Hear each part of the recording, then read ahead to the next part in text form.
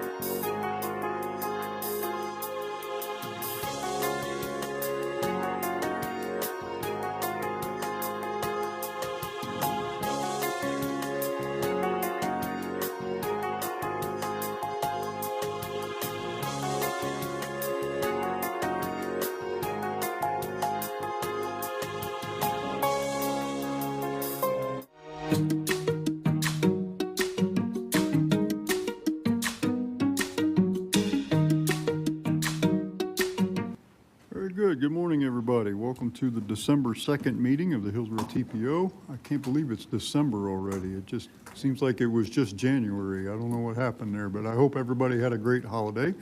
We'll call the meeting to order, and if you would, please stand and join me in the pledge. I pledge allegiance to the flag of the United States of America and to the republic for which it stands, one nation, under God, indivisible, with liberty and justice for all.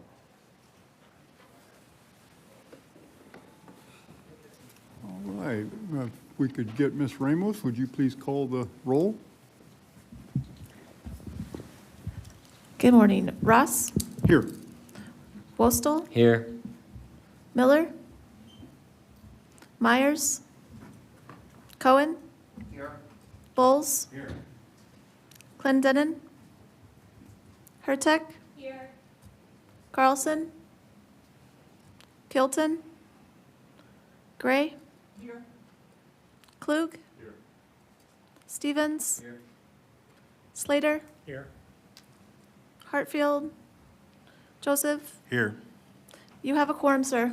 Thank you, and I do have a note that Councilmember Clendenin has a conflict. He may be late, or he may not make it at all, and I wouldn't be surprised if others come in late, because there's, as you know, pretty heavy traffic this morning, so wish somebody could do something about that. Me too. The buck stops here, right? Right. Yes, yeah. Thank you for that. So, has everybody had an opportunity to review the minutes from our September 2nd meeting? And if so, is there a motion to approve? Move approval. Second. Any corrections or adjustments to the minutes? If not, all those in favor say aye. Aye. Opposed? No nays. Minutes are adopted. And the motion was made by Mr. Stevens, seconded by Commissioner Bowles. Okay, I do have one public comment request from Carmietta Alexander. I don't know if she's online or if she's here physically. I don't see anybody here physically, so is Miss Alexander online? I believe she may have just joined. Ms. Alexander, can you hear us? Is that Carmietta Alexander? It doesn't seem she's responding, sir. Okay, very well, then we will move on to action items. First item is a draft meeting calendar for 2026, and I understand that, Commissioner Westall, thank you very much for your intervention on that, but I think our meeting schedule is back on our track there. But Dr. Wong, would you like to elaborate? You're right, Mayor Ross, that is correct. And again, thank you, Commissioner Wastel, for resolving that conflict with HTV. So HTV is now able to cover all of our meetings at the regular scheduled time that was presented last month. I understand that not everyone has the dates in front of them, but I'll assure you, we did review all of your local government meeting calendars to ensure no conflicts. They'll be scheduled tentatively for the second Wednesday of each month, which is our standard. I'll read those off to you right now, and at the end, we'll be seeking approval of the calendar for 2026. January 14th, February 11th, March 11th, April 8th, May 13th, June 10th at 6 p.m. is the TIP public hearing. We recess in July, August 12th, September 9th, October 14th, November 4th. We had to move that one up because the second Wednesday conflicts with a holiday, and December 9th. And again, we're seeking approval of those meeting calendar dates. Any discussion of the calendar? Councilmember Hurtak. Do we know the dates for spring break?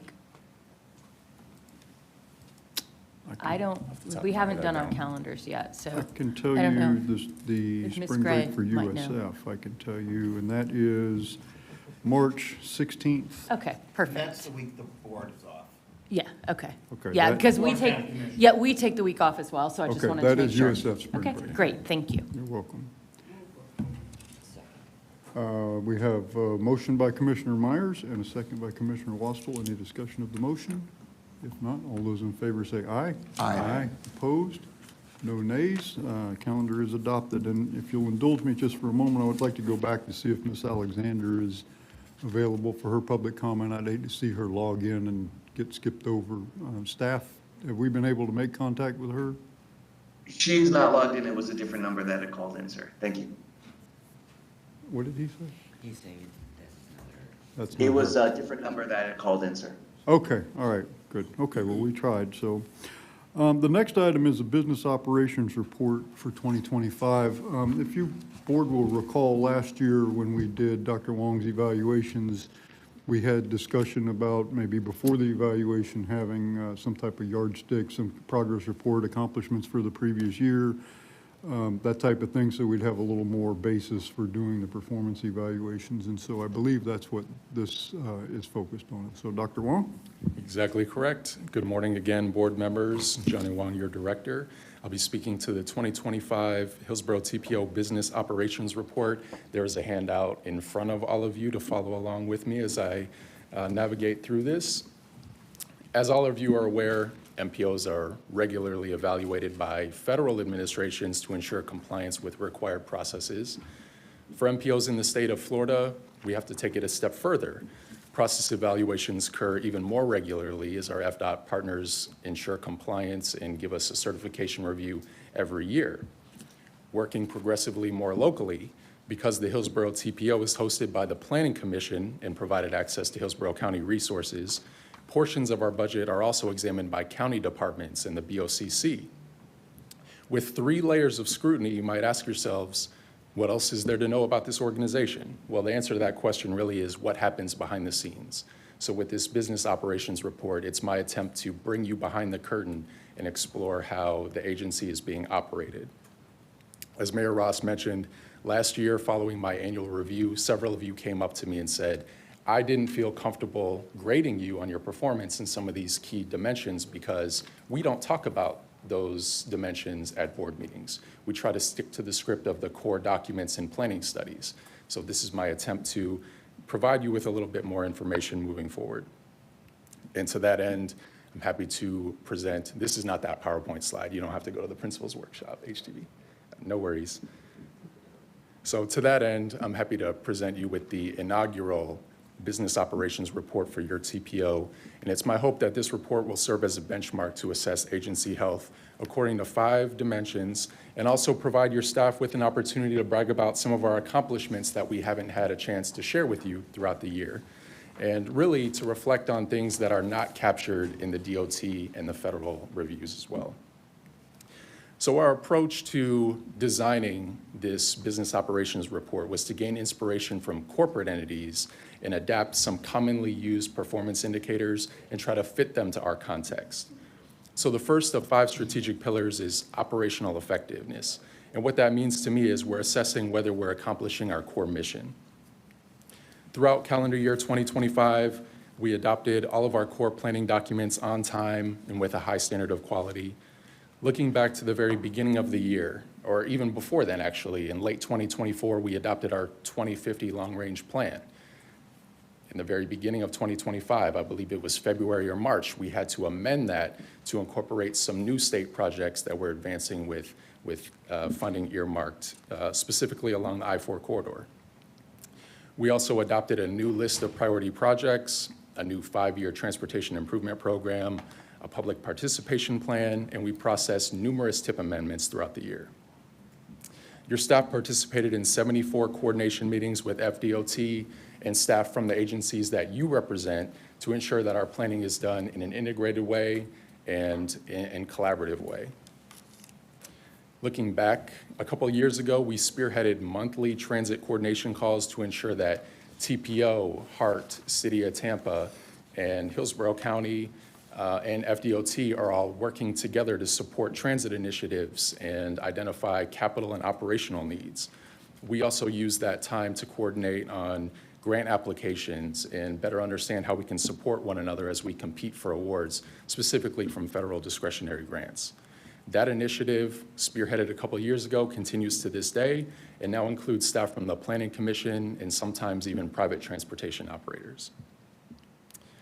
Our team has a really great reputation across the state for being plugged in and active on statewide initiatives like those coming from the Florida Metropolitan Planning Partnership, the MPO Advisory Council. This year, we funded a system that helps MPOs and FDOT prioritize passenger rail projects, and I've served as the vice chair of that subcommittee for 2 years now. In addition to focusing our attention outward, we also looked inward this past year to comprehensively review and update our bylaws. We actually did this on 2 occasions. So if you recall, those bylaws hadn't been thoroughly reviewed in about 10 years. So we went through with a fine-tooth comb and sought to clarify and update any information that was outdated. We clarified the rules about virtual board member participation, committee meeting schedules. We sought to give our committees more time to approve action items and approve contracts. And we helped them meet their respective quorum requirements by reducing them where it was appropriate. On the handout, I'm now looking to the right side, accountability and regulatory compliance, which is our second pillar. Our compliance with state and federal regs is very clearly documented. Just some highlights are summarized toward the very top of that section.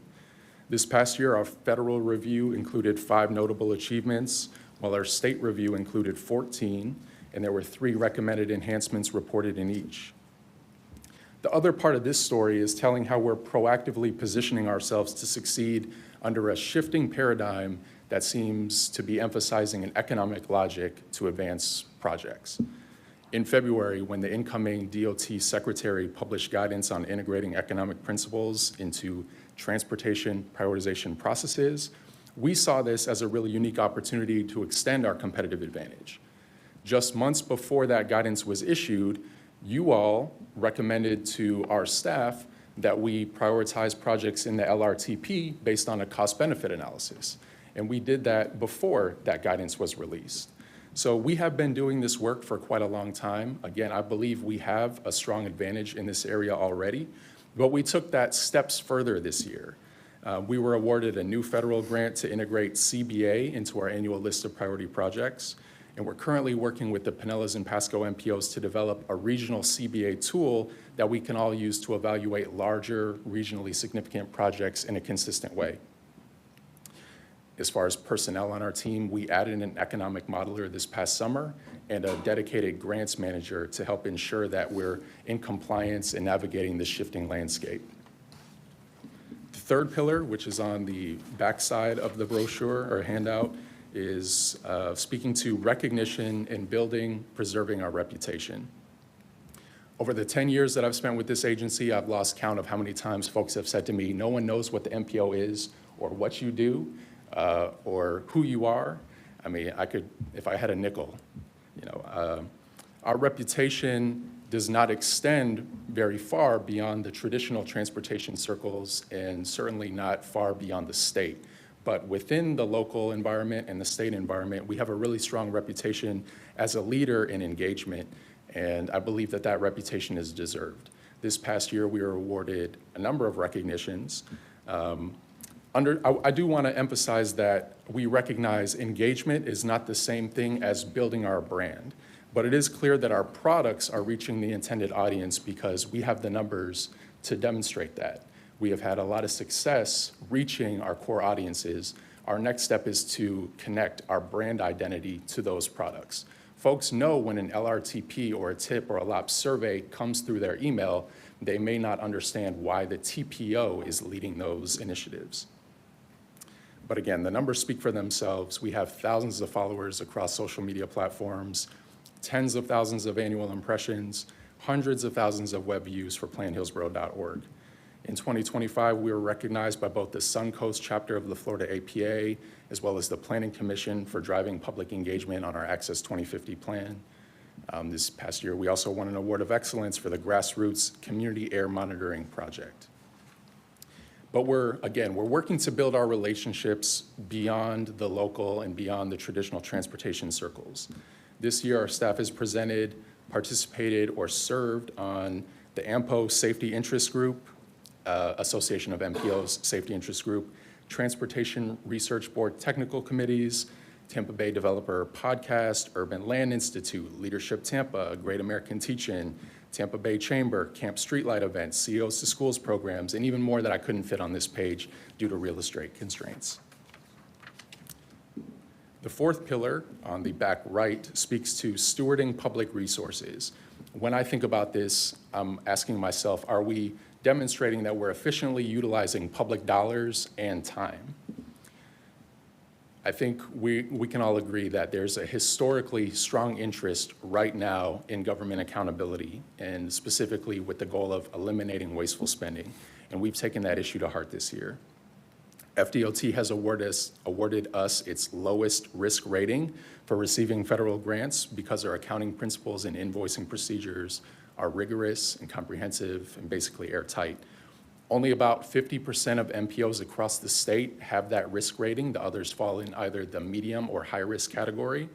We have had that low risk rating for a number of years. To me, that signals that there's a lot of trust between your MPO and the District 7 DOT office. The TPO operating budget comes from federally sub-allocated dollars, and the majority of that is used to fund personnel. We spend almost twice as much on personnel as we do on consultant-led projects, and the reason why is because we have a very strong team of capable and competent planners that can do the majority of that work in-house. Of course, sometimes we look to consultants to support the work that we do, especially if it's technical or they have access to tools that we can't justify an annual subscription to. That speaks to the quality of your staff. It's worth noting that with very few exceptions, all of these expenses have to be authorized by the FDOT for us to be reimbursed. So we commit to spending the money, and FDOT approves a reimbursement to direct that money to us so that we can pay staff salaries and consultants. The remaining 12% of our operating budget is direct and indirect expenses, and those go mostly to things like HR, legal services, legal ads, conferences, trainings, and some other miscellaneous expenses. One highlight that I really want to harp on in this presentation is that this past year, we made it our team's goal to revise and streamline our invoicing procedures. Now, to the casual observer or the outsider, they're going to look at this and say, that's not a win, that's really nothing that big. But from a bureaucratic agency perspective, this was a tremendous cost savings. So we synthesized our invoicing procedure because prior to the change of streamlining, our staff used to spend quite a lot of labor time documenting their progress on every billable task that the TPO is responsible for. And this worked out to about 8 weeks of staff time every single quarter. 80 hours in total. Our financial manager worked closely with FDOT to simplify those reports while still providing the justification that DOT needs to authorize the reimbursement. And as a result, the simplified form saved us 2 full weeks or 80 hours of staff time every quarter, which frees them up to work on tasks for core products, as well as using that time to build their professional credentials. Which brings me to the final point, which is the very bottom of that section. The bottom section speaks to how we're investing in our workforce. As part of the regional merger study, the employees of Hillsborough, Pinellas, and Pasco MPOs were all asked what aspects of their respective agency culture do they value the most, and what would they want to carry forward to a merged MPO if we ever get there. 90% of our team said that we provide a great work-life balance at our agency. Following that, the majority said we provide a supportive team environment, they have very close relationships with their colleagues, and that leadership is open, approachable, and accountable. What those results tell me is that we've committed to facilitating a great team dynamics. We choose to invest in our people. They recognize and appreciate that. Our team of approximately 15 attended a total of 28 conferences and trainings throughout the year to help them build their professional credentials and gain certifications and specific skills that can benefit the agency. Some of those workshops and trainings included grant writing workshops, project management, leadership development, identifying the leadership potential of junior staff and working to build them into leaders over the years. That works out to nearly 2 opportunities for every person on the team throughout the course of the year. When they bring back that knowledge, it's then my job to provide them with the tools that they need to demonstrate those skills and maintain a high-quality work product for you all. To give them the tools they need to succeed, we have gained access to cutting-edge engagement tools like geofencing, new survey instruments, subscriptions to data and analytics platforms that help us predict transportation impacts and measure performance, as well as the process of continually seeking to refine and improve our prioritization process. To wrap it up, I think we've had an amazing year. In no small part, that's due to the great team that I manage, our trusted team of consultants, of course, mostly support from our board and committee members, so thank you all. In 2026, in addition to maintaining the standards of excellence that I've reported from across these 5 pillars, what I'm looking to do is continue identifying opportunities to streamline procedures, reduce unnecessary bureaucratic policies or processes, as well as continuing to improve our communications with each other on the team, our partners, stakeholders, and the community. That pretty much wraps it up, but if you felt that this report was helpful to you to understand how we're working behind the scenes, I would look for your blessing to update this report in 2026 around the same time frame, maybe a little bit earlier. If you have any suggestions or questions about any of the KPIs that we reported, if you'd like to see more, I can also field those comments and questions now. The requested action from this board is to approve receiving this report. Thank So you, thank Dr. you. Wong. Board Member Gray. Dr. Wong, thank you for this professional overview. It's very, very formidable. My question centers around the same situation that we're facing with AI. We are now trying to be the district that leads in the AI teaching and learning, affective and effective, both domains. In so doing, thus far, 3 policies have been written about the usage of AI, the good, the bad, and how to prevent it from being like the out-of-control cell phone usage that we see today.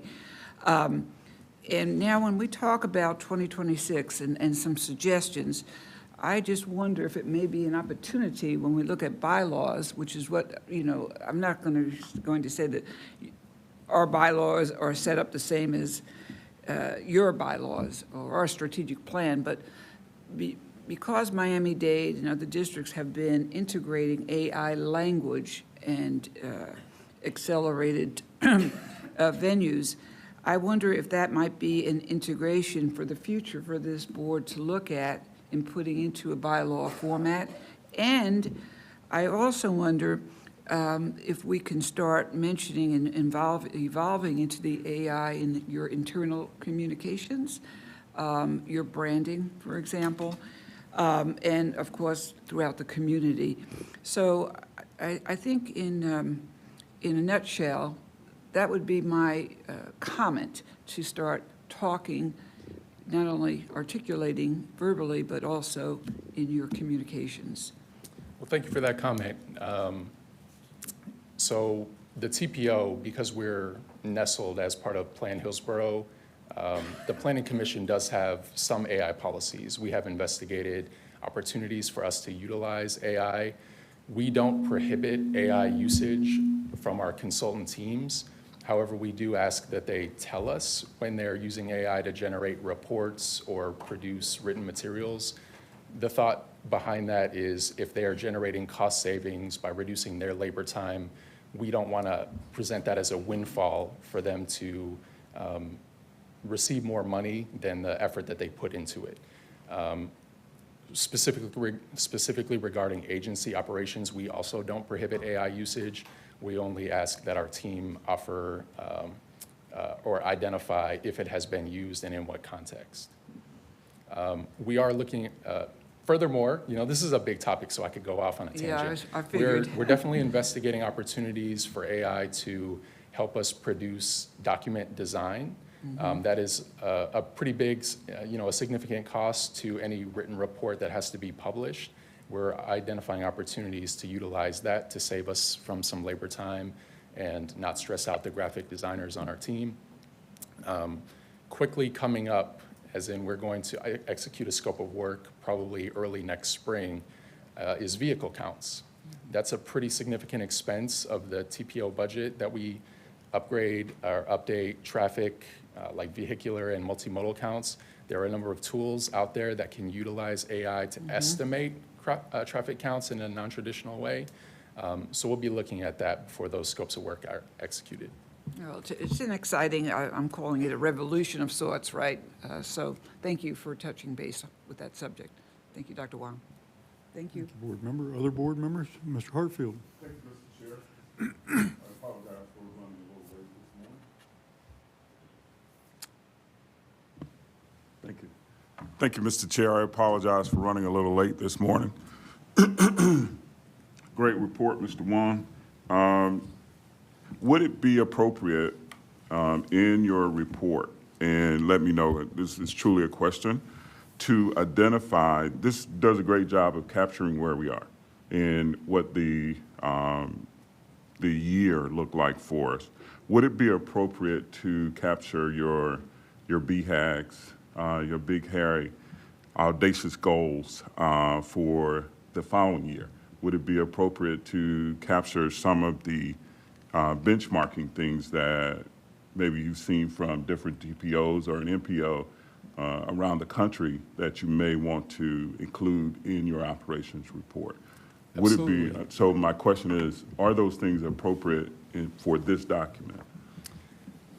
Absolutely think that to the extent it's possible, we can provide that information so that you get a sense of how we stack up against our peers.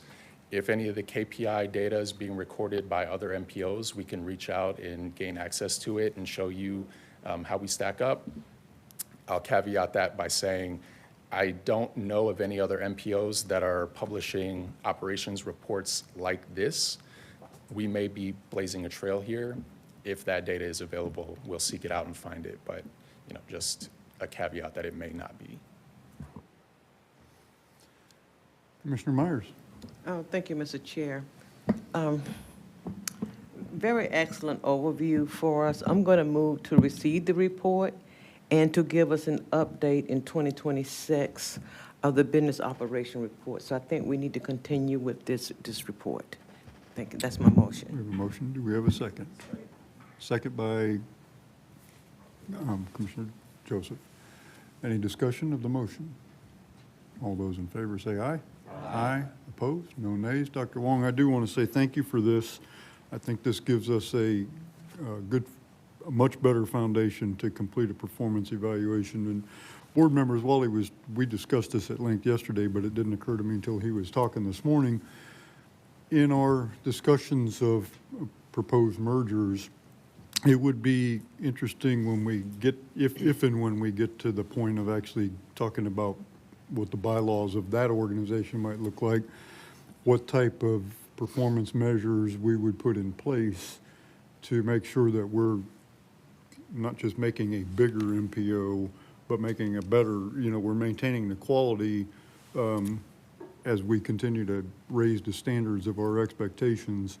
And I don't know that we've even thought about that. We've been focused on the, potential composition of the board and all that kind of stuff. But I do think it's important at some point we'll want to think about what kind of measures are we going to put in place. Because if you get what you measure, and if you don't have any measurements in place, how do you know if you're successful or not? So anyway, good. We're good with this? Ms. Ramos, there's several members have come in. Have you been keeping track of everybody who's come in? Yes, sir, I've got everyone. Okay, good, thank you.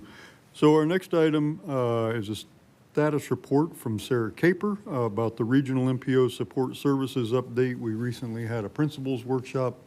Many of us were in attendance. Not everybody was able to attend, but Ms. Caper is going to give us a quick rundown and summary of how that event went. Good morning.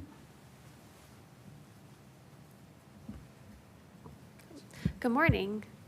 Sarah Caper, TPO staff, and before I start on the presentation this morning, I did want to respond, Chair Ross, to your comment about measuring MPOs to let everyone know on the Regional MPO webpage, which is on the Hillsborough TPO Plan Hillsborough website, we do have some draft reports up there. We're going to continue to update them, so they are draft, that look at the operations of each of the MPOs, like staffing, financial agreements, committee structures, and things like that. So we are starting to lay some of the pieces of how everyone is composed today.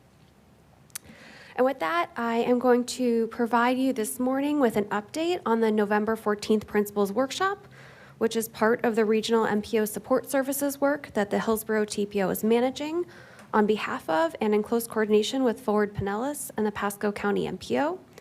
I'm going to start this morning with the slides that we shared at the workshop, discuss some of what we heard and the upcoming steps. And then after my presentation, Dr. Wong will provide his thoughts and we'll open it up to board member questions and comments. As introduced to the workshop, this effort builds on the Memorandum of Understanding among the 3 MPOs that was done in 2023 and the work that was completed at that time. Most of you probably recall that, although the legislature did not require us to do so, the Hillsborough, Pasco, and Pinellas MPOs collectively decided to extend that work to evaluate a range of apportionment methods and governance structures and operational policies. Each of the options for apportionment and governance have been workshopped with board representatives at the TMA meetings. Before the TMA meetings, the Hillsborough TPO board has discussed the options so our TMA representatives can hear from the full board in advance of the meetings. Because the TMA is composed of just a small sample, 3 members from each of the MPOs, their discussions and ideas have then been reported back to the MPOs, making this an iterative process. This slide shows some of the reasons behind this and previous efforts to explore a regional MPO, including presenting a unified voice and recognizing that transportation doesn't stop at county lines. This slide is a high-level look at the first phase of this project. You may recall when you approved the agreement with White House Group, the consultant for our effort back in August, that there is a second phase. However, we have authorized only the first phase at this time. This first phase includes documenting the operations and structure of each MPO, what I mentioned earlier this morning, including where there are similarities and differences, and developing a draft of what the apportionment plan and bylaws may look like. The work the TMA has done is a cornerstone for this. The feedback from the principals workshop is helping to further guide this effort and to provide more detail and structure on a potential regional MPO board that is action-focused. By the end of this first phase, we seek to ask each of the 3 county commissions and the City of Tampa to consider supporting the key points for a regional MPO, the basis of the draft legal agreements. I'll discuss this more at the end of the presentation. In preparation for the workshop, we prepared several fact sheets, including one that refers to state and federal guidance on MPOs, and these are available on the project webpage, and you can see here the topics of them. The workshop included a brief introduction to set the stage and establish common ground. This was followed by poll questions, which I'll share with you in a moment. The participants then split up into 3 labs, principals, influencers, and partner cities, to discuss different prompts. Everyone came back together to share one takeaway and take a final poll question. Members of the public were able to sit in on any of the rooms, or there was an area where they could see the live responses from each room in one place, and there was an opportunity for public comment towards the end of the workshop, and we had comment cards throughout the event. This slide lists several areas that developing a regional MPO must consider, from opportunities for local input, fairly representing the community, and to satisfy legal and regulatory requirements. The next slides show the poll and lab discussion questions. I'm not going to go into detail on all of them, but we'll share some of what we heard. Meeting documentation is being developed and will be shared once available. We'll also have more on this at the December 12th TMA meeting. And you can see here, ask the participants, well, it's not shown here. The first one asked participants for their name and organization so that we can establish who was providing what responses for tracking purposes. Following that, the one that you see here, participants were asked to select a single benefit or service their current MPO is providing that is most critical to their agency's success. This helps us to understand how different agencies value the MPOs today. The second question sought to understand how different entities could integrate with a regional MPO. Some of these, like the port and airport, have been discussed and agreed to previously by this board and the TMA. Others, like transit, are called out in statute. Finally, the last poll question on the slide was asked at the end of the workshop to gauge what participants think of a path forward on a potential regional MPO. The responses they could select were strongly opposed, skeptical, uncertain, cautiously optimistic, or strongly convinced. Cautiously optimistic was the most selected response. All participants, regardless of the lab or breakout group they were in, were asked to respond to a question on structural models, which you can see on the slide. I recognize that none of the responses available exactly matches what the TMA agreed upon. The purpose of this question was to explore different model types and see what the responses and feedback were from this wider range of audience of elected and appointed officials. For example, we heard from the Principals Lab, which included county commissioners from Pasco and Pinellas counties, City of Tampa council members, and a City of St. Petersburg council member, that they were interested in having the port and airport as non-voting seats, having a rotating seat for small cities and another for transit providers, splitting the remaining seats by population, and having a supermajority for voting. Here were the questions that the Principals Lab delved into. One thing we heard related to programming policy in this lab of the principals, and that was regarding splitting funding for transit and roads 50-50. This slide shows the influencers lab questions. The influencers also responded to the partner cities questions if they had time. Some of what we heard here were related to the challenges of if an entity has veto power, how to balance the interest of all included parties, and considering something between a simple and supermajority for making decisions. The example was 65%. Here are the questions asked in the Partner Cities Lab, which was the biggest of the labs and divided into 3 groups. Those groups expressed an interest in a dedicated delegate or advisory committee model and discussed proportional representation and also providing an opportunity for small entities to input their needs and have a representative vote, among other things.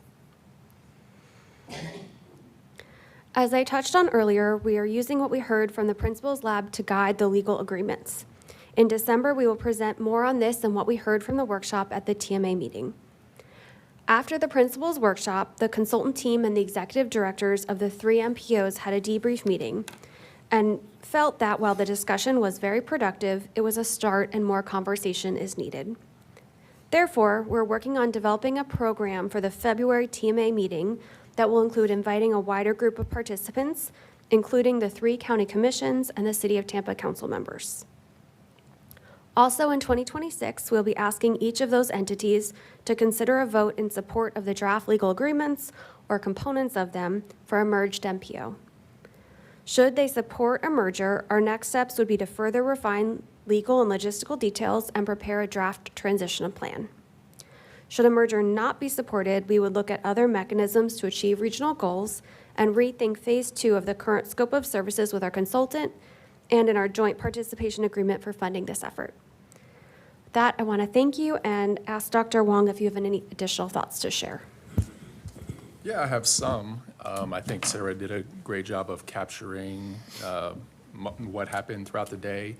I spent almost the entirety of the afternoon facilitating the principals lab breakout group. That was the one where we had representation from Tampa City Council, Pasco County, Pinellas, and a couple cities in Pinellas. I thought that the conversation in that room was promising, especially from where it began to where it ended. In the earlier parts of that session, there was quite a bit of conflict, healthy conflict. You know, they were debating ideas about apportionment and governance structure, but it was very clear that they all brought a very specific goal in mind, and when there was disagreement, they were not shy to tell each other. But I thought that the conversation was very productive because in the end, I think they achieved near consensus on most of the important points, and we even took really good care to test the assumptions and clarify their positions throughout the conversation. That group, and Councilwoman Hurtak, you are a part of it, so please correct me if I'm wrong. That group favored a 75% supermajority for any action items to be approved. I actually asked them if they thought that that number was too high, because to me, it kind of struck me as being a very high bar for action, but they said, no, 75% is the right number. They also discussed a board policy of having 50% of SU funds, those are funds that the MPO directly controls, split across transit projects and highway projects. And then finally, there was a lot of good conversation testing the assumptions about board apportionment, specifically the role of the airport and the port. I don't think that there was consensus on this, but there was enough agreement to require follow-up conversations with all of those participants. So if you recall, in 2024, our board policy position that was voted on here and then brought to the TMA was to have a board of 25, 2 seats coming off the top, 1 for the port, 1 for the airport, and then the remaining 23 would be divided by population. Of those 23, entities in Hillsborough County would receive 11, and then 8 for Pinellas, 4 for Pasco, or 7 for Pinellas, 5 for Pasco, however they want to divide it. But that group really pushed the assumptions on that. They said, are we sure that we still feel strongly that the port and the airport deserve a seat? And if not, how should they be represented? Should they be voting members, non-voting advisors, left off entirely? If they're left off entirely, who do those seats go to? So that's my high-level takeaway. I'd be happy to add any more details, but I'd love to hear from the rest How of did the it get members. left? So that group was tasked with identifying any red flags or deal breakers. One deal breaker that was identified was any entity having veto power. So I don't believe that would conflict with the 75% supermajority. It's just that no BOCC or city or any other entity can cast a vote that kills an action that's supported by the remaining members.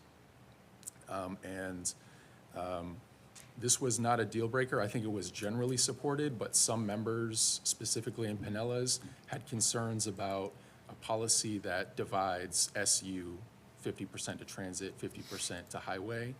And from a legal review, I'm not entirely certain whether that's possible either, because we believe it may lock a future board into funding decisions.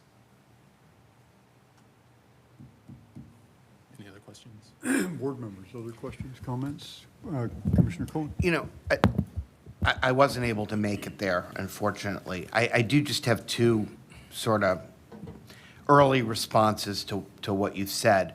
First is that I have a big problem if the port and the airport don't have a vote on this board. That was something we talked about a year or two ago, and I just don't see how this can work if that isn't the case. The second thing about the veto business, I don't know if the city of Tampa is going to go for this if they don't have a way of having some protection against essentially being ganged up on and told this project is going to go through your city whether you like it or not. Hillsborough County could be the example too. I think back to that issue at Tampa Bay Water with the pipeline. I just have a hard time with the idea that a multiple jurisdiction board could impose something on a local government that involves putting shovels into their ground if they are actually opposed to it. I don't know how that can work. And I can see an extreme set of circumstances where that could be extremely problematic.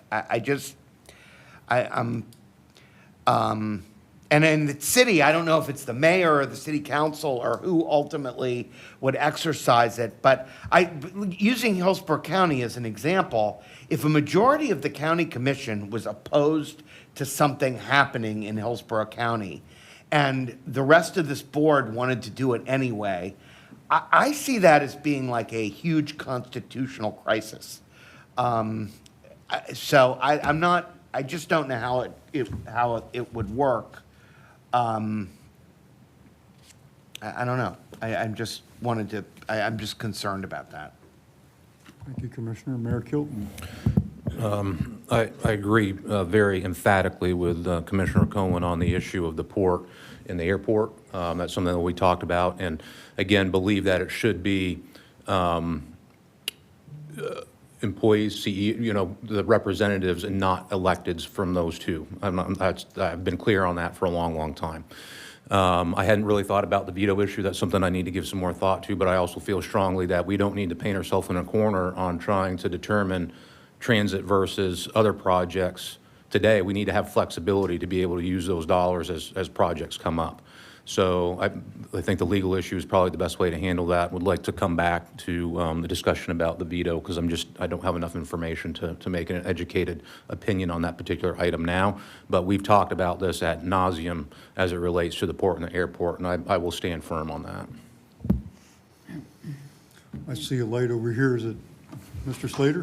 Just real quickly, I just wanted to kind of share with the group that, I did go to the principal's workshop. I kind of struggled with it a little bit. I can't tell whether it was the format of it or kind of the way we went around the room and kind of reported out. But one of the things that I would like to try and do personally before we go to the next phase is really understand kind of what the format of that final product might be, so that I can kind of help figure out kind of where that fits in the process, because I did struggle with that workshop a little bit.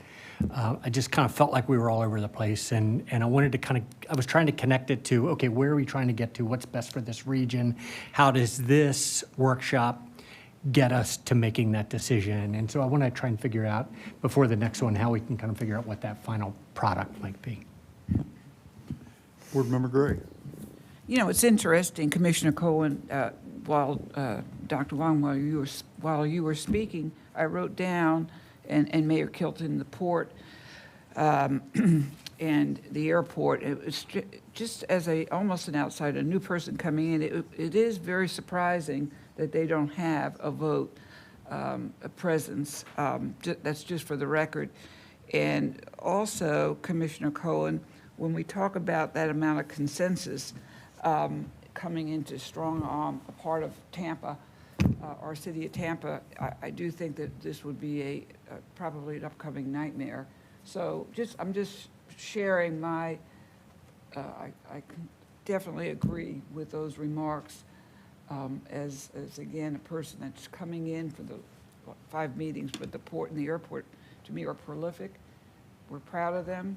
They do a lot of the communications, and they do a lot of the transportation, et cetera. So that's my 2 cents. Thank you. Thank you. Other comments? I know about half of us were at the workshop, so I don't know if there's any other takeaways, comments? I did not. Yes, Mr. Joseph. I just wanted to say, as someone who's been at Plan Hillsborough for over a decade now and been in a lot of these workshops, I want to commend Dr. Wong and Ms. Caper for the work they've done, and the agency as a whole.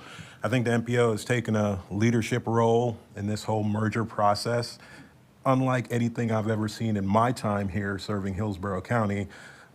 Strange the way the Lord has timing and planning of things set up, but the way that this group has taken a hold of this and led in time with the other counties and the other municipalities, I think is commendable, because 5-10 years ago, it wouldn't be as smooth as it's going right now. So I just want to definitely commend you and all the staff, TPO staff who has been working so hard at all this. And the workshop was a little here and there, like Mr. Slater said, but I think a large part of it was to gather broad ideas. So I know, Commissioner Cohen, your ideas were echoed in the meeting.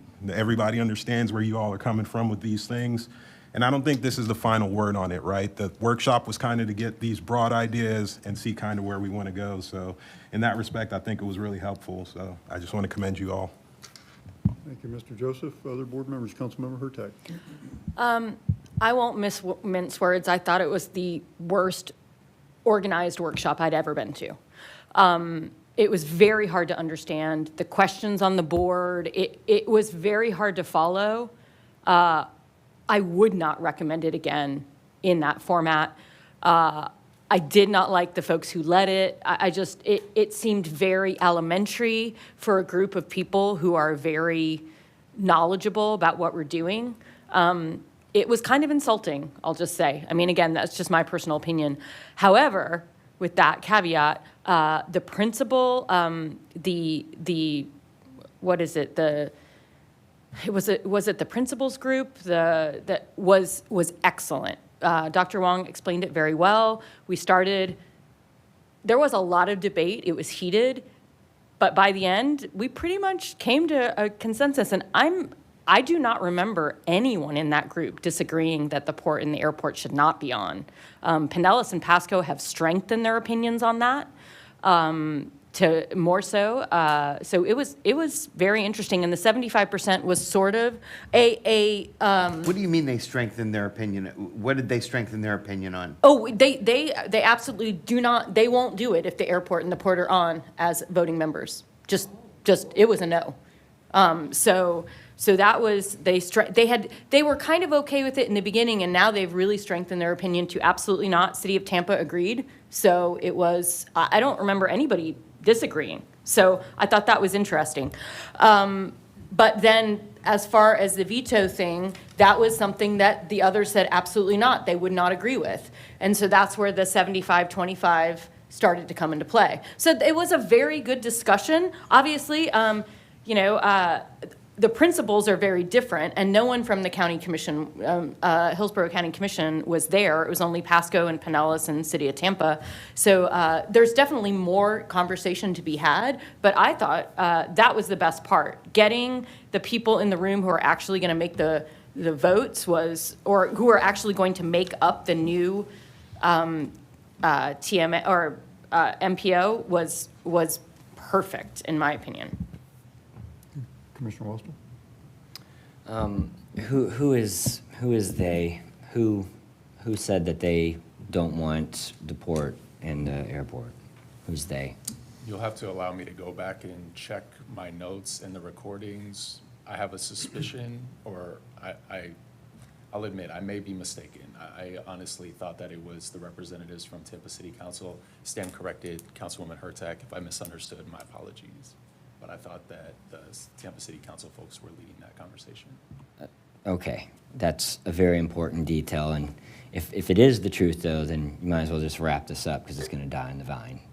So somebody needs to stop jockeying and start being reasonable. Thank you.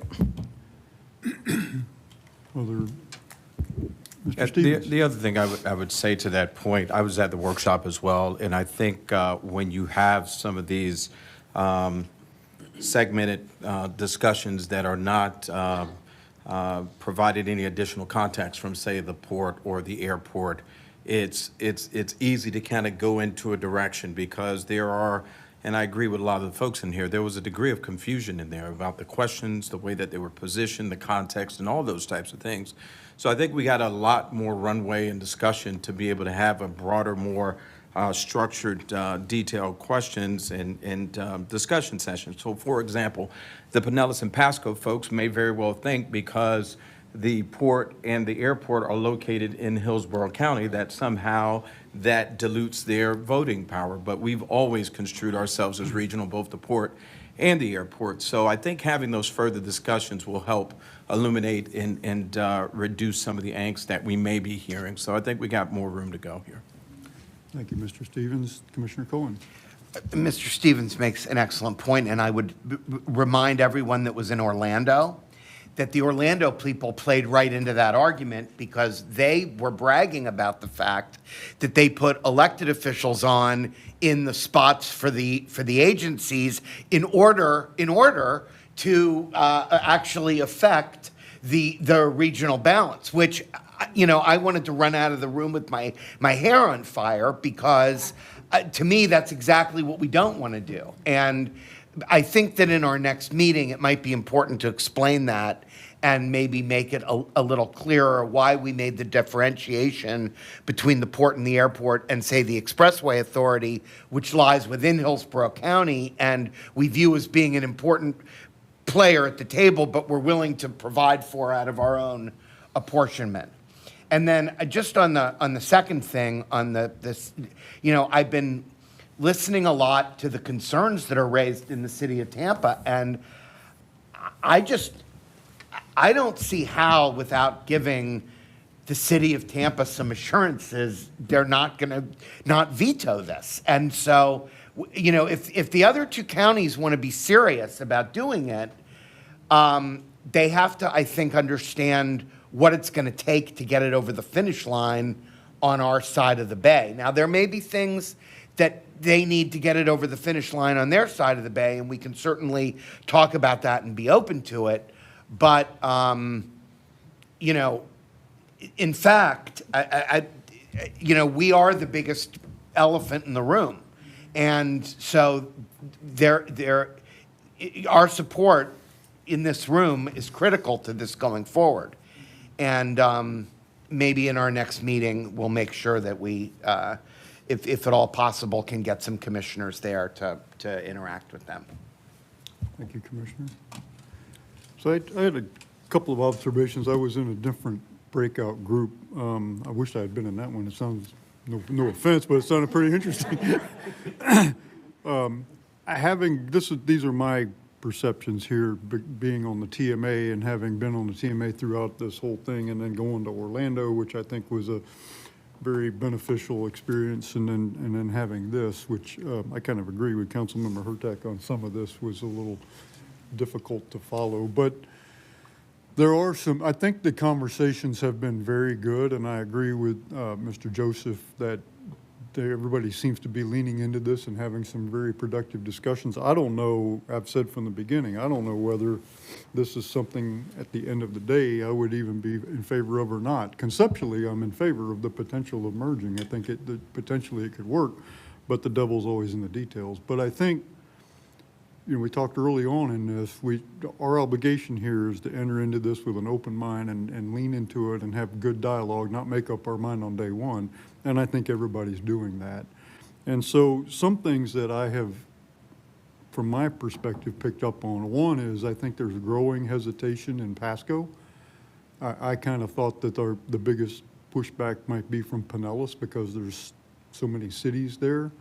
But I think that the growing headwind seems to be in Pasco. They're growing more. In fact, some of them that were initially in favor of some things have now switched, including the port and the airport. All three counties agreed to that, and now they're having buyer's remorse on some of them are having buyer's remorse on that.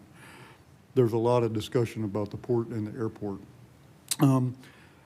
There's always been a lot of discussion about the small cities maintaining representation. Obviously, from my perspective, that's obviously important to me. But what I've also learned in listening to mostly the city of Tampa, but St. Pete too, is that they don't want the small cities to have the veto power over projects that are important to them. And I don't think I really even thought about that at the beginning, because I'm coming from a small city and I'm more worried about, you know, maintaining. But I kind of get that. I mean, if you have 450,000 people in your city, you know, 30,000 Temple Terrace shouldn't be able to kill your priorities. And I don't think we would set it up like that, but I kind of get that. You know, the St. Pete's and the Tampas of the world need to be fairly represented. They're representing a lot more people. There's a lot of talk about the supermajority, the 75%. I wasn't in that discussion, but I had a lengthy debrief with Dr. Wong about that. I think that's a high bar, but I really don't think, the model I'd like to see explored a little bit is the Hampton Road model from Virginia. I don't know enough about it to know how it would really plug into a regional MPO, but that's what I'd like to see modeled out. And that is so, in order for something to be approved, it has to be approved by a majority of the vote.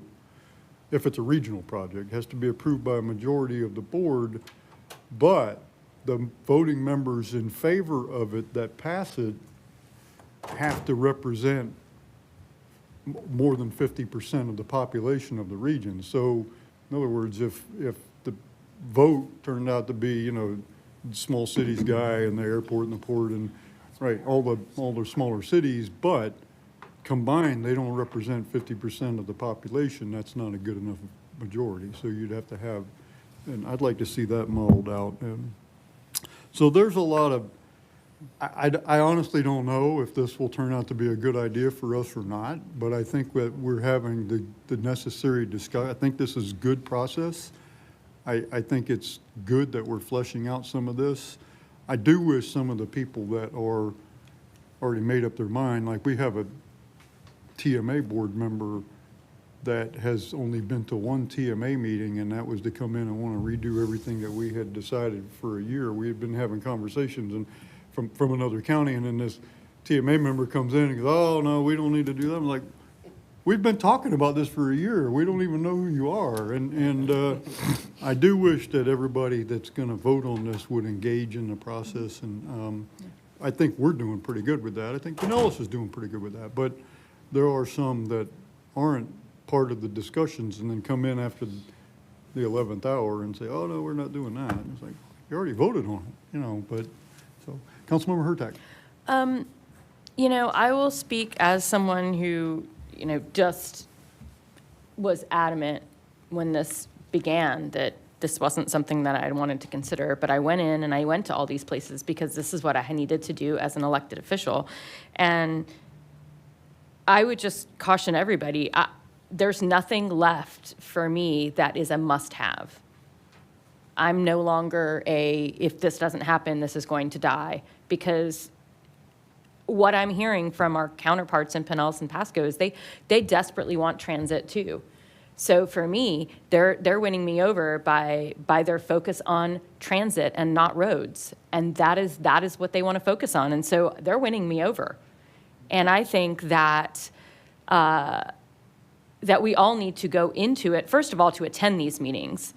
And then not to, I just caution you to say, if this is on the board, I'm going to, or if this is a stance, I'm going to vote no, because you got to show up, you got to have the conversations. And I think that is one of the things that got me away necessarily from having to have veto power to talking about percentages. And again, there's all different sorts of ways we can do it, but if you're not there having the conversation, it's very hard for us to distill here how that went. And it's very hard to bring your view if you are not there. So I'm just gonna. May I, Mr. Chair? Yeah, Commissioner. I appreciate what you're saying. Honestly, it's the only meeting I've missed on this subject, and I just couldn't get there that day. But let me ask you a question, because your view has changed on this.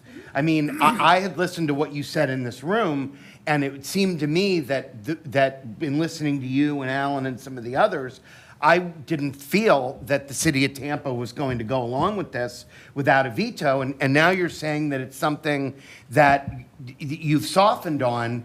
So if that's the case, that may affect the negotiating position of this board to some degree. Well, I mean, and I don't believe that Councilman Clendenin shares that opinion with me. So, but really what we were looking at is something like if it's in that jurisdiction, you would need a majority. I mean, that was a 75%. That was one of our reasons there. So again, that was just a part of the conversation. I can't remember every single portion from that conversation, but I don't know if it was recorded or of any sort. But if it was, that might be worth going back and listening to. But what I'm saying is that was by far, that principals meeting was the best conversation that we have had about it. Wouldn't you agree? It was by far the best conversation we'd had.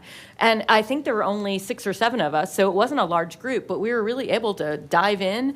And I think that honestly, that's probably the way forward, is for us to get the people who will be on that board, the electeds, who have to vote to make it happen.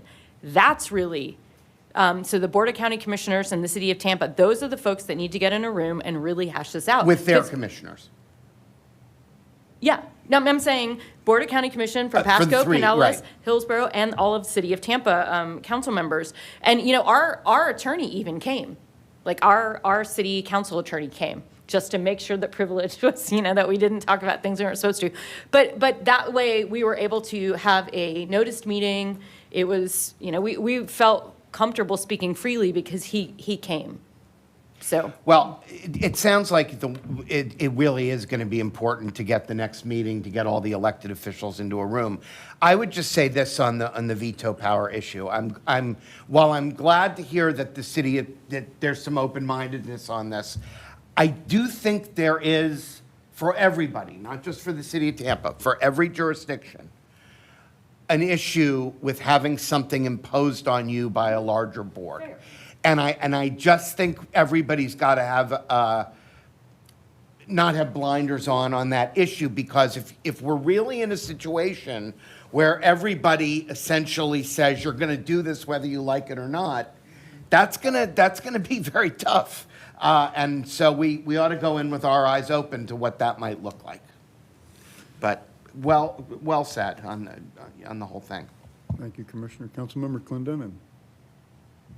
Good morning, everybody. Sorry I was late. I was over at in downtown St. Petersburg for the press conference for the Trans Bay Ferry, which was exciting. It was really nice. Good event. Exciting development. On this, I think Councilwoman Hurtak kind of hit it. I'm not as optimistic as she is on the nuts and bolts of it. I think it'll be interesting when we do get all of the stakeholders together, because, we had a subset of what I would consider to be more of the activist level of people who had, so I don't know if the folks that showed up at that meeting were representation of the larger body or whether they were the ones that were just really passionate.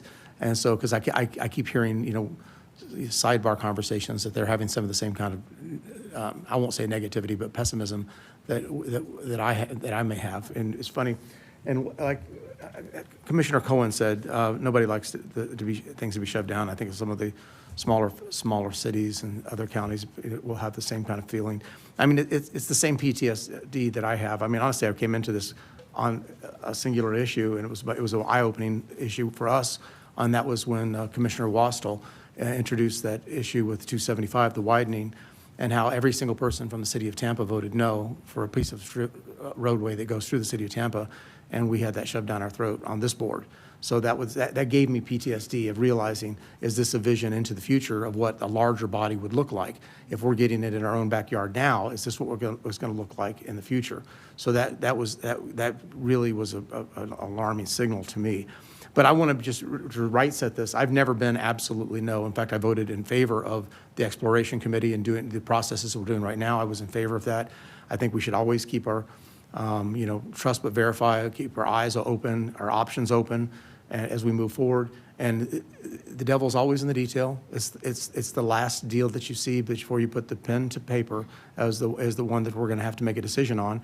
And if that deal is good for the city of Tampa and good for the future of the region, I think that the city of Tampa can be there, but it's got to be a good deal for the city of Tampa as well, including the region. So I think that's the bottom line. It's got to be fair. It's got to be good for the citizens of the city of Tampa along with the citizens of the entire region. Thank you. Well, I think we've had good discussion again on this, and I'm sure there's more to come. And this is exactly what we're supposed to be doing at this point, is having these discussions. And I think we are doing a good job at doing that. And so thank you, Ms. Caper. I know you've been standing there a long time listening. Thank you. And I would just appreciate the discussion, encourage you who are able to attend the December TMA meeting and especially the February TMA meeting, and we'll send out invitations to save the date, but that is hopefully the next forum to continue what it sounds like happened at the principal's lab. So thank you. Thank you.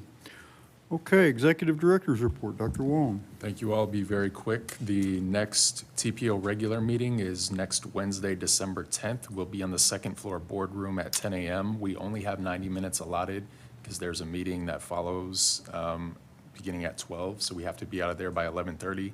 We'll do our best to keep the agenda light. On the topic of attending the next TMA meeting, the SCTPA and TMA Leadership Group meeting will be next Friday, December 12th at Thea. Thank you, Thea, for hosting us. Appreciate that. That's all for me unless there are any questions. Very good. Thank you.